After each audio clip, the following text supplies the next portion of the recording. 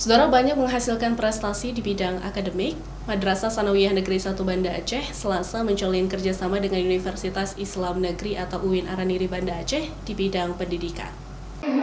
Berhasil membawa nama madrasah di tingkat nasional dengan sejumlah prestasi seperti robotik dan risetnya, siswa-siswi Madrasah Sanawiyah Negeri 1 Banda Aceh kini dirangkul dan menjalin kerjasama dengan Fakultas Tarbiyah dan Keguruan Universitas Islam Negeri atau UIN Araniri Banda Aceh.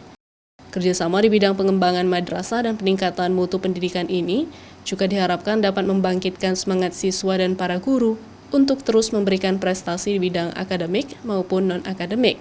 Ke depan kita berharap program-program yang sudah kita rencanakan yang ada di madrasah ini, terutama program riset, program robotik, program pengembangan kapasitas guru, dan peningkatan prestasi anak-anak ke depan ini akan semakin, dengan harapan kita nanti ke depan akan didampingi oleh pakar-pakar yang ada di Fakultas Tarbiyah, terutama dalam pengelolaan manajemen madrasah, administrasi, keuangan dan segala macamnya. Telah kita tulis dalam butir-butir MOA tersebut dapat dilaksanakan. Tidak hanya tertulis, mungkin kami ini adalah salah satu